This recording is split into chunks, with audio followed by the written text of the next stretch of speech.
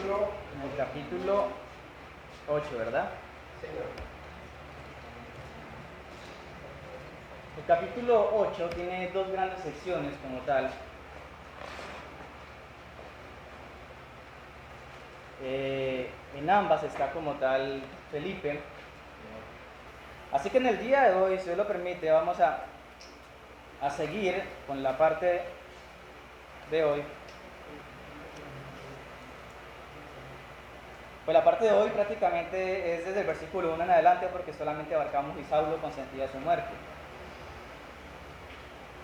Vamos a avanzar, si Dios lo permite, la sección donde el Evangelio llega a Samaria, que esto es desde el versículo 1 hasta el versículo 25, si no estoy mal. Desde el versículo 1 hasta el versículo 25. Esta segunda parte es el Evangelio llega a Samaria.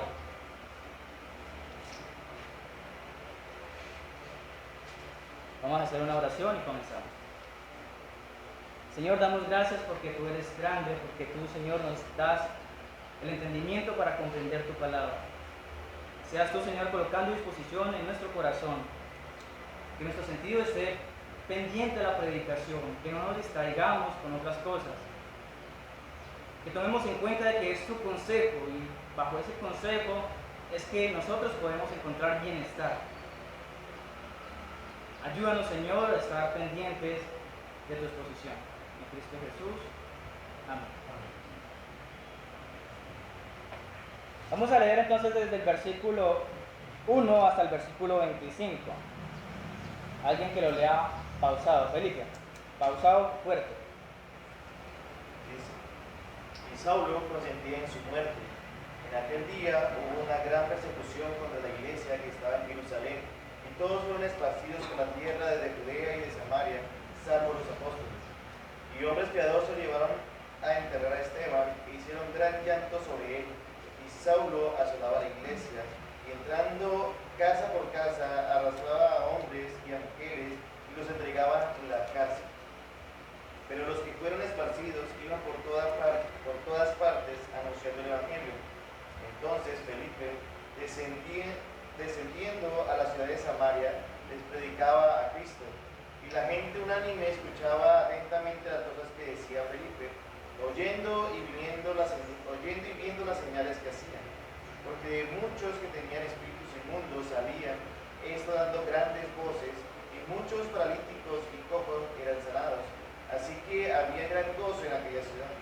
Pero había un hombre llamado Simón, que antes ejercía la magia en aquella ciudad, y había engañado a la gente de Samaria haciéndose pasar por algún grande. A este oían atentamente todos, desde el más pequeño hasta el más grande, diciendo: este es el gran poder de Dios. Y le estaban atentos porque con sus artes mágicas les habían engañado mucho tiempo. Pero cuando creyeron a Felipe, que anunciaba el evangelio del reino de Dios, y en el nombre de Jesucristo se bautizaban hombres y mujeres. También creyó Simón mismo, y habiéndose bautizado, estaba siempre con Felipe, y viendo las señales y grandes milagros que se hacían, estaba atónito. Cuando los apóstoles que estaban en Jerusalén oyeron que Samaria había recibido la palabra de Dios, enviaron allá a Pedro y a Juan, los cuales, habiendo venido, oraron por ellos para que recibiesen el Espíritu Santo, porque aún no habían descendido sobre ninguno de ellos, sino que solamente habían sido bautizados en el nombre de Jesús. Entonces le imponían las manos y recibían el Espíritu Santo. Cuando vio Simón que por la imposición de las manos los apóstoles se daban, que por la imposición de las manos de los apóstoles se daba el Espíritu Santo, les ofreció dinero, diciendo: dame también a mí este poder, para que cualquiera a quien yo impusiere las manos reciba el Espíritu Santo. Entonces Pedro le dijo: tu dinero perece contigo, porque has pensado que el don de Dios se obtiene con dinero. No tienes tu parte ni suerte en este asunto, porque tu corazón no es recto delante de Dios. Arrepiéntete pues de esta tu maldad, y ruega a Dios si quizás te sea perdonado el pensamiento de tu corazón, porque en la hiel de amargura y en prisión de maldad veo que estás. Hasta el 25. 25.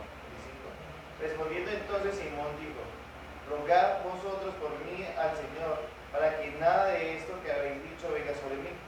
Y ellos, habiendo testificado y hablado las palabras de Dios, se volvieron a Jerusalén y en muchas poblaciones de los samaritanos anunciaron el Evangelio. Muchas gracias.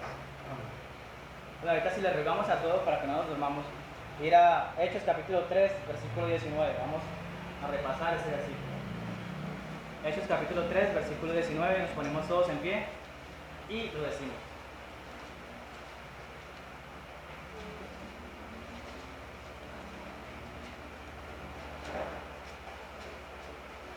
¿Listo? ¿Estamos todos allí? Sí, Señor. Gracias. Hechos capítulo 3, versículo 19. A la voz de 3, lo decimos todos al mismo tiempo. A la 1, a las 2 y a las 3. Así que arrepentidos y convertidos, para que sean borrados vuestros pecados, para que vengan de la presencia del Señor tiempos de refrigerio. Muchas gracias. Ya se pueden sentar. Ya nos despertamos.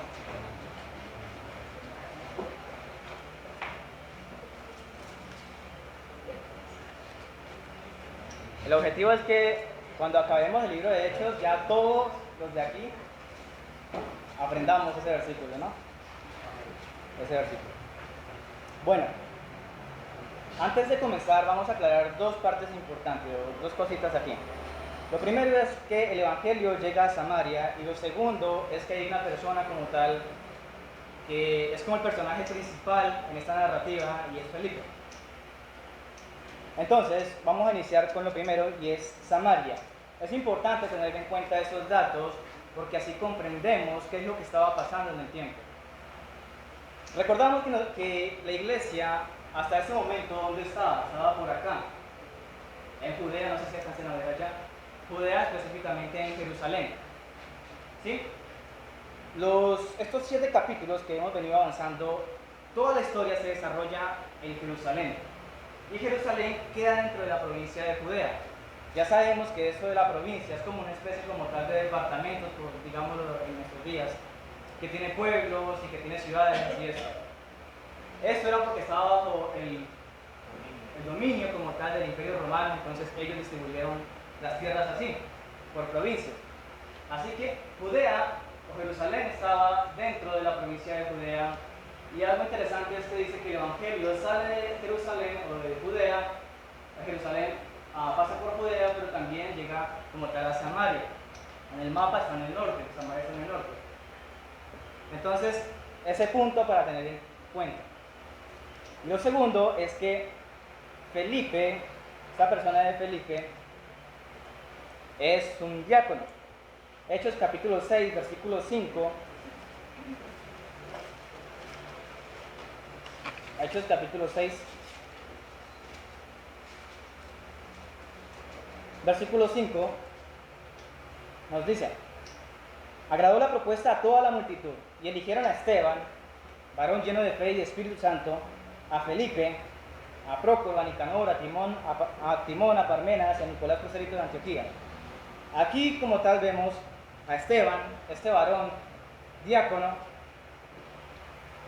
que relució durante todo capítulo, parte del 6 y todo el capítulo 7, pero pues ya Esteban murió. ¿Sí? ¿Cómo murió? Apedreado. Así que el segundo nombre que nos presenta aquí en la lista de los diáconos es Felipe. Así que ese Felipe es el mismo Felipe que nos habla del capítulo 8. Entonces, ¿quién es Felipe? Un diácono, uno de los 7 diáconos que se eligió previamente. Con esas dos cosas en mente ya podemos avanzar. Versículo 1 hasta el versículo 4 dice: y Saulo consentía en su muerte. En aquel día hubo una gran persecución contra la iglesia que estaba en Jerusalén. Vean, ahí nos dice que estaba en Jerusalén. Y todos fueron esparcidos por las tierras de Judea y de Samaria, salvo los apóstoles. Y hombres piadosos llevaron a enterrar a Esteban, e hicieron gran luto sobre él. Y Saulo asolaba la iglesia y entrando casa por casa, arrastraba a hombres y a mujeres y los entregaba en la cárcel. Pero los que fueron esparcidos iban por todas partes anunciando el Evangelio. La muerte de Esteban, hasta aquí, la muerte de Esteban marca como tal un punto decisivo en la iglesia de Jerusalén. Hasta el momento, si nosotros recordamos, la iglesia iba en un continuo crecimiento. Vemos versículos como Hechos capítulo 2, versículo 41, Hechos capítulo 2, versículo 47, Hechos capítulo 5, versículo 12 y versículo 16, Hechos capítulo 6, versículo 7, donde nos muestra como tal que cada vez la iglesia iba creciendo. A la iglesia se le añadía los que habían de ser salvos. Hasta ahí estamos bien, ¿cierto? ¿Me van siguiendo? La iglesia iba en un continuo crecimiento, pero era un crecimiento local. Era un crecimiento que solamente se estaba vivenciando en Jerusalén. En Jerusalén. Cuando matan a Esteban, hay algo interesante aquí, y es que en ese crecimiento el pueblo de una manera u otra estaba a favor como tal de los apóstoles. Tenía buena percepción como tal del Evangelio hasta el momento. Pero en este momento, en el capítulo 7, cuando matan a Esteban, ya el pueblo ya no sigue siendo aliado como tal de los apóstoles ni del Evangelio, sino que se vuelve un pueblo hostil. Hay una revolución cuando matan a Esteban.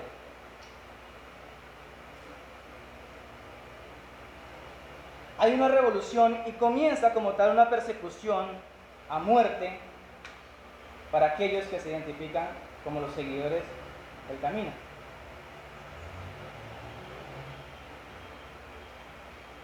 Y el versículo 3 es bastante descriptivo, cuando dice que Saulo asolaba la iglesia y entrando casa por casa, arrastraba a hombres y a mujeres y los entregaba después a la cárcel. Claro que Saulo no iba solo, Saulo iba con mucha gente, iba con el pueblo que apoyaba como tal esta revolución. Así que vemos que se desata una gran persecución para los creyentes de aquella época. Los creyentes, los que creían en Jesús, estaban muy asustados, porque es que iban hasta sus casas, se entraban a sus casas, los sacaban a rastras y se los llevaban para la cárcel. Y eso sí lo dejaban con vida. Lógicamente, esto desata una gran preocupación para los creyentes de la época. Así que, ¿qué decisión es la que toma ellos? Esparcirse, lo que está acá. Salen de Jerusalén y comienza a irse para otras regiones.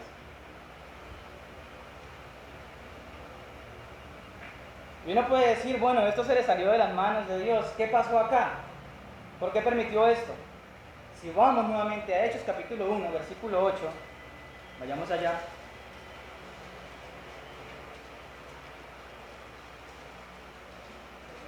Hechos capítulo 1, versículo 8, dice: pero recibiréis poder cuando haya venido sobre vosotros el Espíritu Santo, y me seréis testigos en Jerusalén, en toda Judea, en Samaria y hasta lo último de la tierra. La misión como tal que Cristo le había dado a sus apóstoles era esa. Claro que comenzaran en Jerusalén, pero que avanzaran. Que avanzaran. Ahí claramente dice Samaria, Judea, los confines de la tierra. Cristo le estaba pidiendo esto que estaba pasando acá, que se esparciera. Claro que no, lo lógico no era que se esparcieran las malas, pero que se esparciera. Ahora uno preguntaría o se cuestionaría, bueno, pero Cristo ya no estaba con los apóstoles. Pero Cristo había dejado ¿qué? El Espíritu Santo.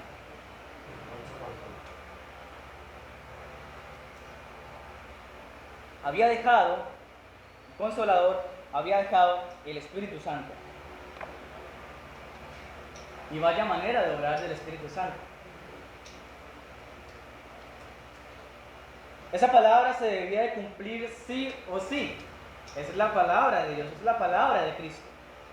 Y el Espíritu Santo se iba a asegurar de que se cumpliera esa palabra. No sé qué es lo que le estaba pasando por la mente de los apóstoles, porque hasta el capítulo 7 llevan un buen tiempo. Un buen tiempo. Tal vez ellos pensaron, no sé, que se iban a tomar su tiempo en Jerusalén y después iban a comenzar poco a poco a esparcirse. O tal vez no lo vieron tan necesario. No sé qué le pasaba en la mente de los apóstoles. Lo cierto es que el Espíritu Santo quería que se hiciera rápido. El Espíritu Santo quería que se hiciera rápido, no le dio más tiempo. Y con la muerte de este mártir de Esteban, se destapa la persecución y entonces el pueblo comienza a regarse. Y bueno, dice, pero ¿dónde está el ir y predicar? Bueno, es que los que se regaron, los que se esparcieron, eran creyentes. Eran creyentes. Y allí estaba el Evangelio. El Evangelio debe de estar en el creyente. Los apóstoles no fueron, pero fueron los creyentes. Y esos creyentes ya sabían del Evangelio, tenían conocimiento del Evangelio, tal vez no a nivel de los apóstoles, pero conocían del Evangelio. Y aunque le tocó salir a las malas, le tocó salir en persecución, se regaron y cumplieron con el mandato de Dios, con la misión de Cristo. Así que esta sección como tal es prácticamente la confirmación de lo que está diciendo Hechos capítulo 1, versículo 8. Es el cumplimiento de Hechos capítulo 1, versículo 8. En esta parte de Judea y de Samaria. Ahora, también nos habla del versículo 5 al versículo 8, como tal la obra de Felipe. Entonces Felipe, descendiendo a la ciudad de Samaria, les predicaba a Cristo. Y la gente unánime escuchaba atentamente las cosas que decía Felipe, oyendo y viendo las señales que hacía. Porque de muchos que tenían espíritus inmundos, salían estos dando grandes voces, y muchos paralíticos y cojos eran sanados. Así que había gran gozo en aquella ciudad. El simple hecho como tal de que el pueblo de Dios o esos creyentes salieran de Jerusalén a pesar de la persecución, lleva implícito una gran verdad del Evangelio. Y es que recuerde que para los fariseos, para los sectarios de aquella época, solamente se podía orar en el templo. En Jerusalén, y el templo quedaba en Jerusalén, recuerda. Ellos comprendieron el Evangelio, por lo menos comprendieron esta verdad de que Dios no se limita a un templo. Dios no se limita a 4 paredes. Ellos comprendieron como tal de que el Espíritu Santo estaba con ellos a donde quiera que ellos fueran. De que el poder de Dios estaba acompañándolo a donde fuera que ellos estuvieran.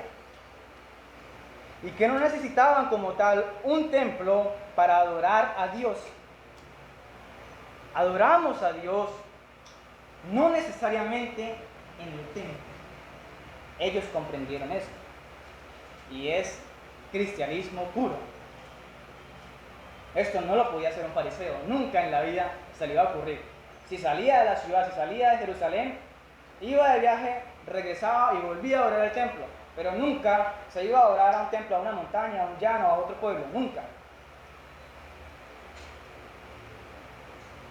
Ellos ya habían como tal adquirido ese evangelio. Juan capítulo 4, versículo desde el 1 al 26, habla acerca como tal de la samaritana, la conversación de Jesús y la samaritana. Y los pueden leer en sus casas porque es extenso.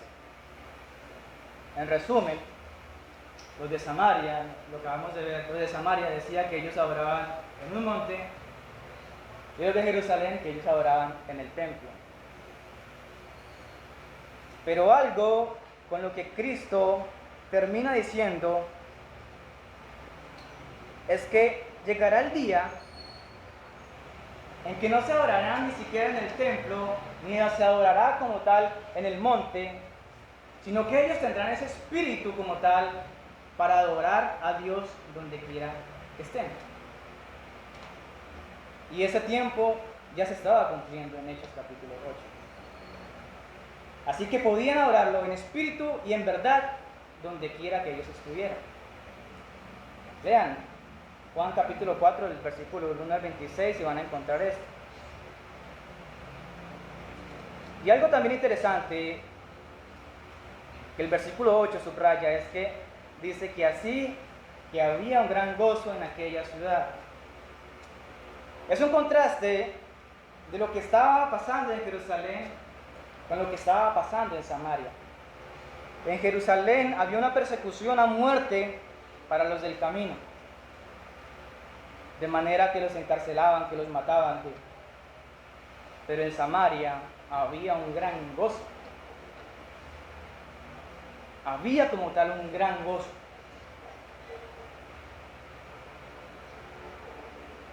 Ese gozo era porque estaba Felipe allí predicando el Evangelio.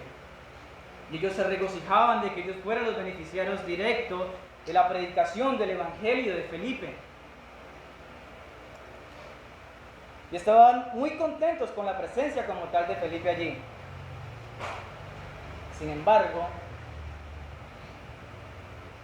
había un hombre que no estaba de todo contento con la presencia de Felipe. Y es cuando entra allí este otro personaje conocido como Simón el Mago. Versículo 9 en adelante. Pero había un hombre llamado Simón que antes ejercía la magia en aquella ciudad y había engañado a la gente de Samaria haciéndose pasar por algún grande. A este oían atentamente todos, desde el más pequeño hasta el más grande, diciendo: este es el gran poder de Dios. Y le estaban atentos, porque con sus artes mágicas les había engañado mucho tiempo. Pero cuando creyeron a Felipe, que anunciaba el evangelio del reino de Dios y el nombre de Jesucristo, se bautizaban hombres y mujeres. Versículo 13. También creyó Simón mismo, y habiéndose bautizado, estaba siempre con Felipe, y viendo las señales y grandes milagros que hacía, estaba atónito. Un personaje peculiar, un personaje que estaba allí en Samaria,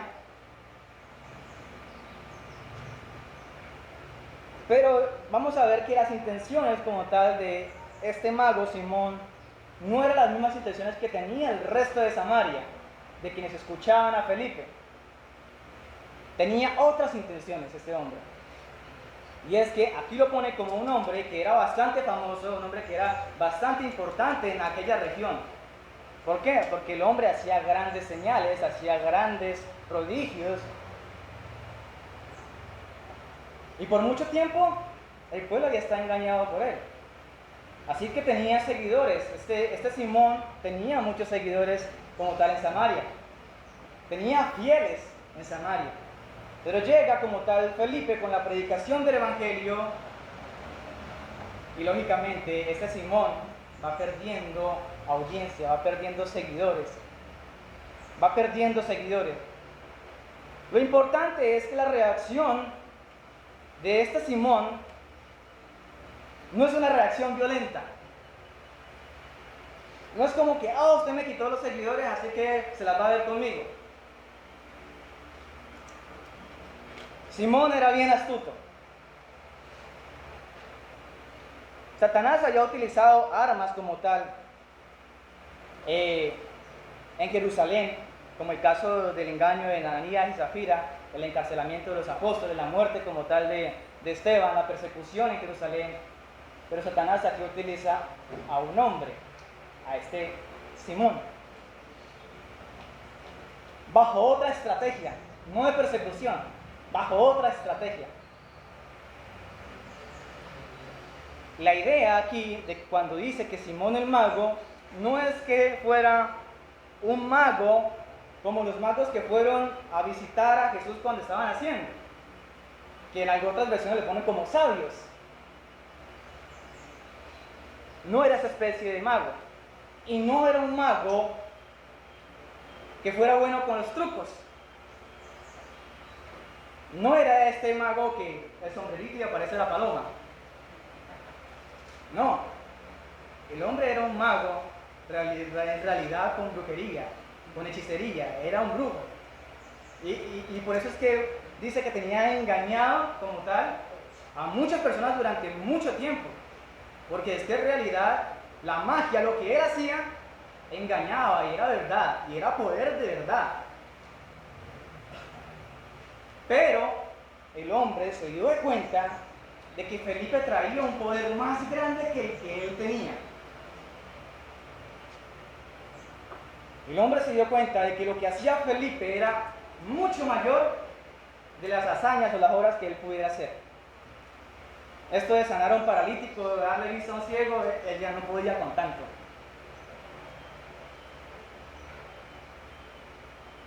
Así que comienza como tal la operación de este Simón el mago.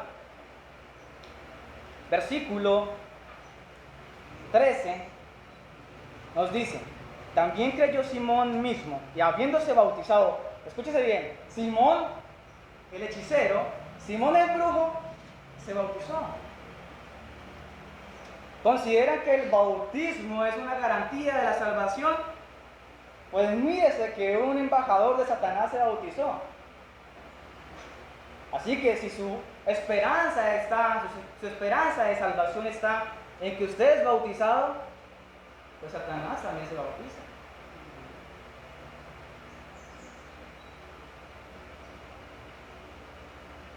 Este mago, este hechicero se bautizó, no tuvo ningún problema con eso. Pero la otra parte dice: y habiéndose bautizado, estaba siempre con Felipe. Estaba siempre con Felipe. Ahí podemos nosotros comenzar a pensar por qué estaba siempre con Felipe. ¿Qué quería de Felipe? ¿Por qué seguía a Felipe?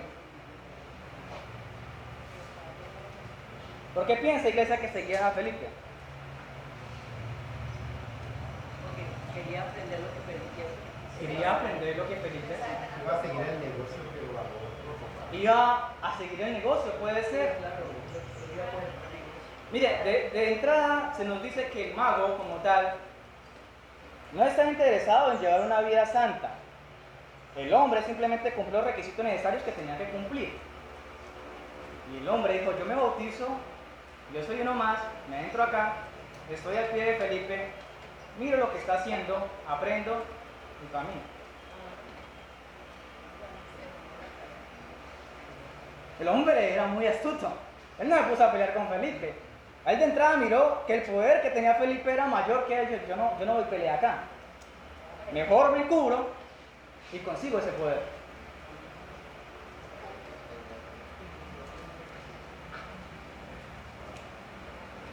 Versículo 14 al 17 llega como tal unos refuerzos para Felipe.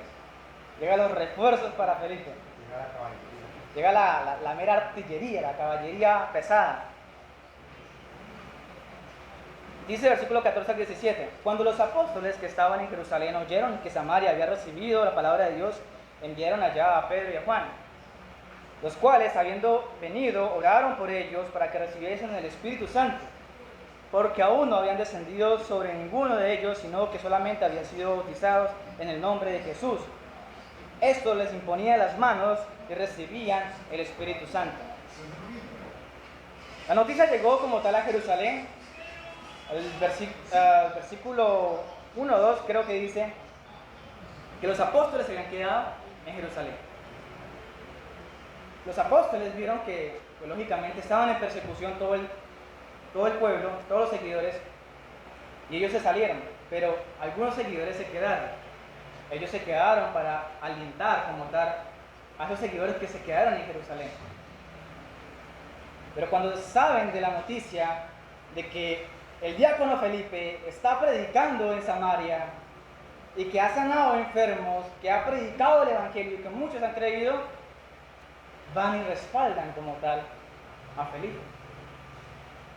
Pilas con eso, que a Samaria no fue un apóstol, a Samaria fue un siervo, fue un diácono a predicar el evangelio.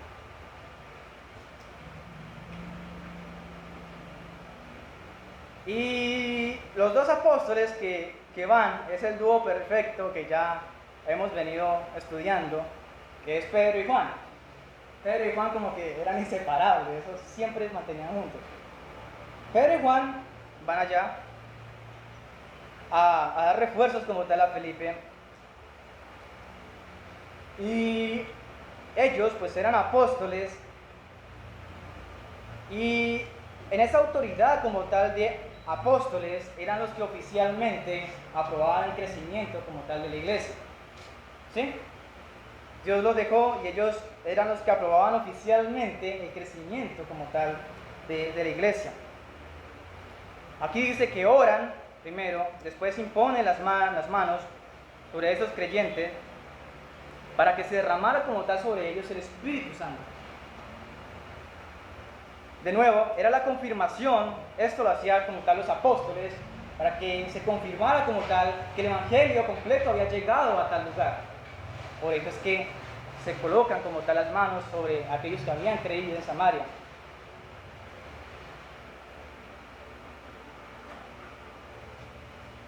Ahora, hay una parte que es bastante polémica, que es cuando dice que Felipe solamente había bautizado a los de Samaria en el nombre de Jesús, ¿cierto? Esta frase, en realidad, tiene un poco de interpretaciones. Muchos dicen tantas cosas de esta frase.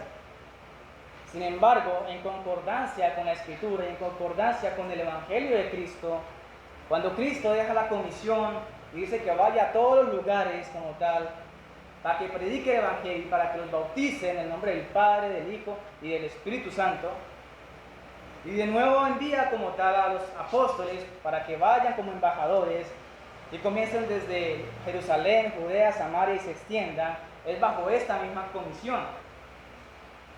Así que la interpretación que se le ha dado como tal, que bautiza a Felipe como tal en el nombre de Jesús, es de acuerdo más bien al Evangelio de Jesús. O sea, lo que Jesús había dicho, no es que solamente lo bautizaran, yo te bautizo en el nombre de Jesús. No, es de acuerdo a lo que Jesús había predicado, ese Evangelio que Jesús había dado durante todos sus 3 años de ministerio, que se bautizara en el nombre del Padre, del Hijo y del Espíritu Santo. ¿Hasta ahí estamos bien? ¿Es entendible? Listo, entonces podemos seguir. Versículo 18 en adelante. Cuando vio Simón que por la imposición de las manos de los apóstoles se daba al Espíritu Santo, les ofreció dinero. Aquí comienza ya a verse claramente las intenciones de Simón, diciendo: dame también a mí este poder para que cualquiera a quien yo impusiera en las manos reciba el Espíritu Santo. Entonces Pedro dijo: tu dinero perezca contigo, porque has pensado que el don de Dios se obtiene con dinero. No tienes tú parte ni suerte en este asunto, porque tu corazón no es recto delante de Dios. Arrepiéntete pues de esta tu maldad y ruega a Dios si quizá te sea perdonado el pensamiento de tu corazón, porque en hiel de amargura y en prisión de maldad veo que estás. Respondiendo entonces Simón dijo: rogad vosotros por mí al Señor, para que nada de esto que habéis dicho venga sobre mí. Y ellos, habiendo testificado y hablado la palabra de Dios, se volvieron a Jerusalén y en muchas poblaciones de los samaritanos anunciaron el Evangelio. La convicción de Simón, lo que había en el corazón de Simón, no era ser un seguidor como tal de Cristo. Lo que había en el corazón de Simón, sus intenciones eran simplemente tener ese espíritu que tenía Felipe, porque el espíritu de Felipe era muy grande, poderoso. Si usted estaba ya enfermo, Felipe en la predicación y enseguida usted se sanaba. Eso no era un tratamiento aquí que vaya a terapia, no, fue enseguida. Simón vio eso. Simón dijo, yo quiero ser así, yo quiero que ese poder esté en mí. Así que se propuso en estar al ladito, no despegársele para nada a Felipe, para ver cómo conseguía ese poder. Pero llega la caballería pesada de Pedro y Juan y nota eso. Y Simón se sincera y dice, ¿cuánto quiere? ¿Cuánto necesita? ¿Cuánta plata vale ese espíritu? Yo le negocio a ese Espíritu Santo. Deme ese Espíritu Santo que yo tengo buen billete para darle.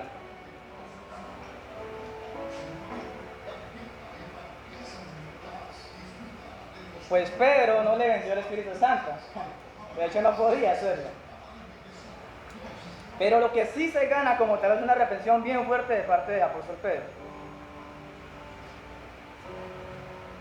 La diferencia como tal que tenía el mago en tener el Espíritu y los apóstoles que tenían el Espíritu es que los apóstoles utilizaban el poder del Espíritu Santo para agradar a Dios, para respaldar la obra de Dios. Simón, el hechicero, quería obtener ese Espíritu Santo para él, para agradarse a sí mismo, para colocarlo a su servicio y lógicamente lucrarse mucho. Porque usted cuánto no pagaría porque sanara su enfermedad, dígame, de inmediato.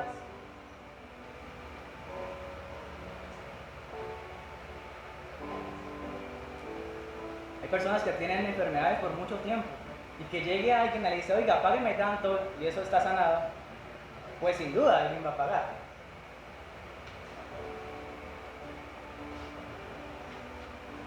Pero lo que le dice como tal aquí Pedro es que no va a recibir ninguna bendición, que no va a recibir ningún Espíritu Santo, sino que le da una maldición a ese Simón. Lo reprende fuertemente. Y es claro cuando dice, y tú no tienes parte en este asunto. No tienes tu parte ni suerte en este asunto. Aquí el apóstol Pedro estaba haciendo tajantemente claro de que Simón estaba excluido.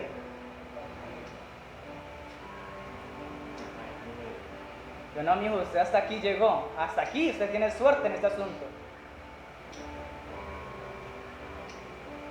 El apóstol Pedro toma esa decisión radical.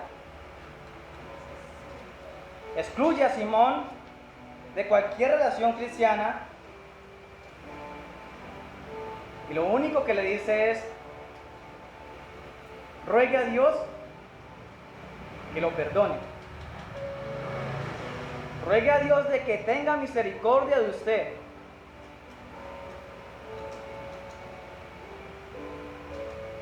Ruegue a Dios porque tu corazón sea recto. Porque ahorita mismo, Simón, tu corazón no es recto delante de Dios.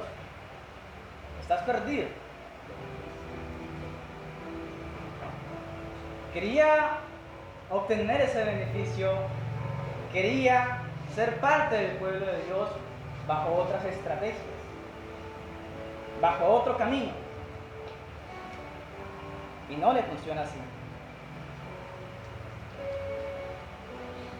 Gracias a Dios que Pedro como tal, iluminado por el Espíritu Santo, le da esa oportunidad a Simón de arrepentirse. Oportunidad que no se le dio a Ananías y Zafira.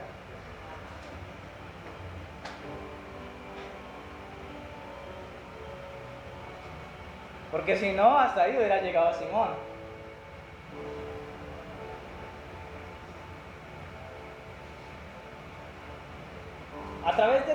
estudio, creo que es bastante claro que hay una cosa que nosotros debemos de tener en mente, y es que el Evangelio como tal de Cristo no se puede encasillar, no se puede quedar en un solo lugar, iglesia. Cristo da la orden de que su Evangelio se expanda por toda la tierra, y es deber de nosotros de que ese Evangelio se expanda. Pregunta, ¿qué es lo que debe hacer, qué es lo que debe hacer como tal un cristiano después de escuchar una prédica? Después de recibir el mensaje de Dios, pregúntese usted mismo, me pregunto yo mismo, yo escucho el sermón. ¿Hoy qué es 13? 14. Hoy 14 de enero escuché el sermón, la palabra de Dios. ¿Qué debo de hacer con eso? ¿Sí me hago entender? ¿Para qué yo escuché eso?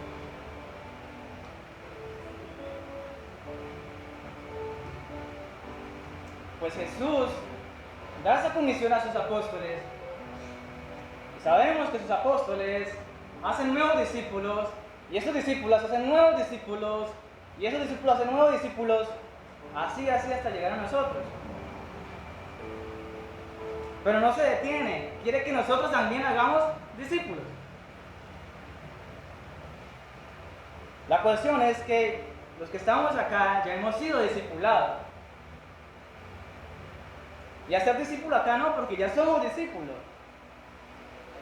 Entonces es cuando Cristo dice, vayan, salgan. No se queden en Jerusalén, no se queden en la puerta estrecha, no se queden en estas 4 paredes. Salgan a predicar.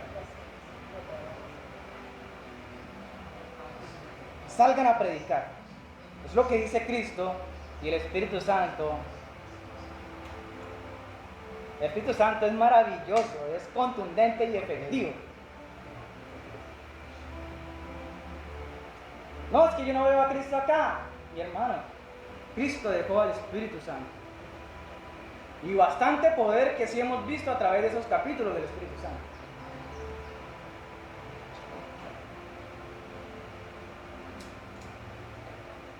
Jesús recorría enseñando en las aldeas y predicando el Evangelio. Mateo capítulo 9, versículo 35 a 38. Jordan, ayúdame.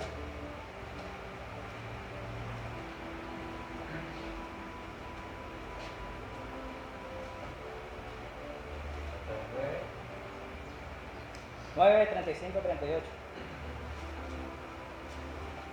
Recorría Jesús todas las ciudades y aldeas, enseñando en las sinagogas de ellos, predicando el Evangelio del reino y sanando toda enfermedad y toda dolencia en el pueblo. Y al ver las multitudes, tuvo compasión de ellas, porque estaban desamparadas y dispersas como ovejas que no tienen pastor. Entonces dijo a sus discípulos, a la verdad, la mies es mucha, mas los obreros pocos. Rogad, pues, al Señor de la mies, que envíe obreros a su mies. Gracias. Jesús iba de pueblo en pueblo, por donde pasaba, iba anunciando el Evangelio. Iba esparciendo esas buenas noticias de salvación. Ese es el ejemplo que nos da Cristo. Cristo no se queda en Jerusalén solamente. Cristo sale de Jerusalén. Y nos da ese espíritu para que nosotros también tengamos en mente que después de la predicación, después de nosotros recibir y ser discípulos, nosotros debemos de discipular. Nosotros debemos de ir fuera de Jerusalén. Y tal vez Jerusalén para nosotros sea esta iglesia. Tal vez para Jerusalén para nosotros sea la puerta estrecha. Así que vayamos a Samaria, vayamos al barrio vecino, vayamos a Judea, vayamos a la casa. Vayamos a los rincones de todo el mundo, vayamos al trabajo, anunciando el Evangelio.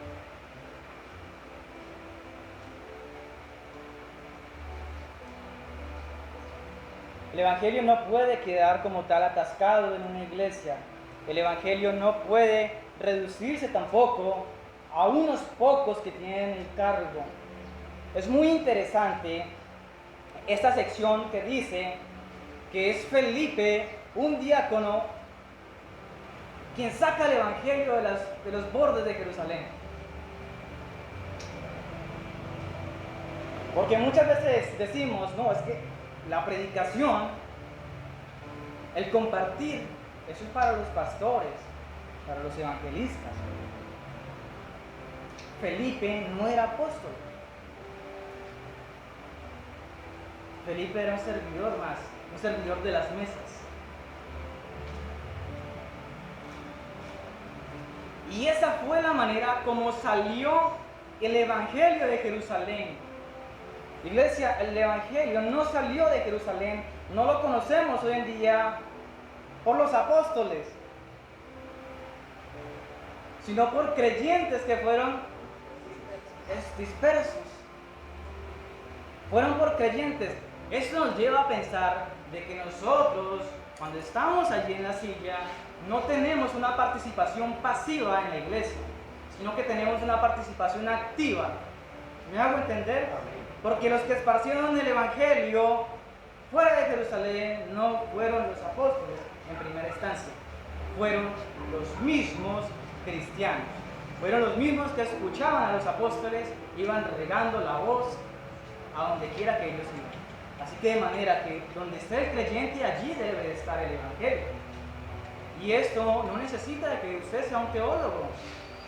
Usted no necesita que sea alguien refinado para hablar, que tenga muchas cosas, muchas doctrinas en la cabeza. No necesita de tanto. Porque muchas veces la gente se pega de eso. Es que yo no sé tanto como el pastor. Claro que no va a saber tanto como el pastor. Es que el pastor se dedica full tiempo a estudiar. Pero eso no le impide de que usted vaya y comparta el evangelio. Usted sabe poco, usted sabe que Dios hay uno, usted sabe que dice que debemos de congregarnos, comparta eso. Aprendimos el jueves de sectarismo, comparta acerca del sectarismo. Comparta lo poco que vaya aprendiendo. Que lo que nosotros aprendamos en el día de hoy podamos enseñárselo a otra persona. Búsquese a una persona en su casa, en su trabajo, en su oficina, donde quiera que esté. Compártale esto. ¿Y por qué digo que no necesitamos ser talentosos en la predicación, en el evangelio, en la exposición? Porque la preparación la va dando también el Espíritu Santo. Se va soltando el evangelio y se va dando cuenta de sus vacíos. Usted va diciendo, esto no lo dije como tan bien dicho, ¿no? Necesito preparar y ser más fuerte en este punto. El Espíritu lo va convenciendo y lo va motivando a que aprenda más, para que pueda enseñar mejor. ¿Por qué no necesitamos ser tan buenos? Porque el Espíritu Santo es el que convence. Porque no es por mi palabra, porque no es por mi exposición, porque no es por lo bien hablado que yo sea. Yo no puedo convertir a una persona.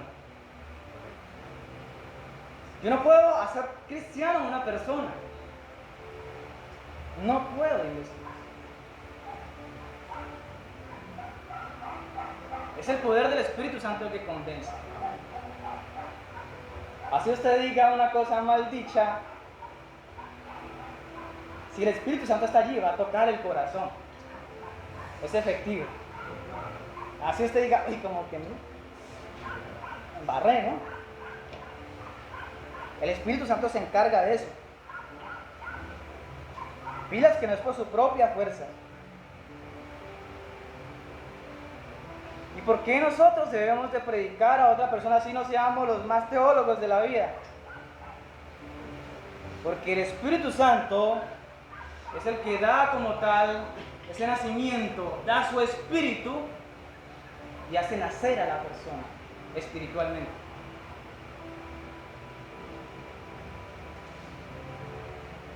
No es por lo que yo diga y no es por mis palabras.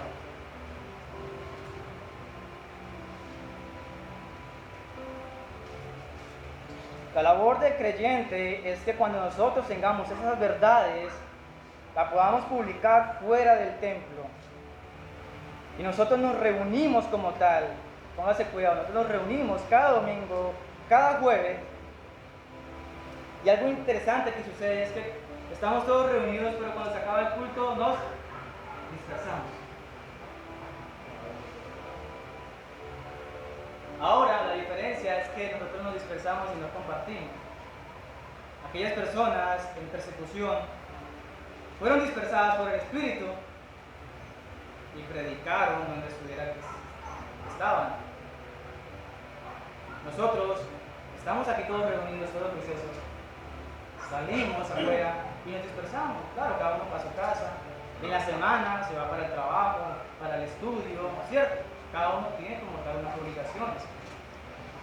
Pero en la dispersión, predicamos.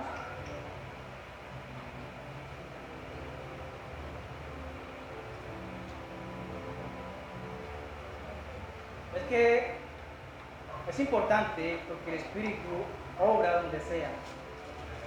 Y creo que un buen título para la predicación es que el Espíritu Santo dispersa al creyente. El creyente sabe por qué lo está dispersando el Espíritu Santo. Porque hay una obra que cumplir para que todos tengan el conocimiento.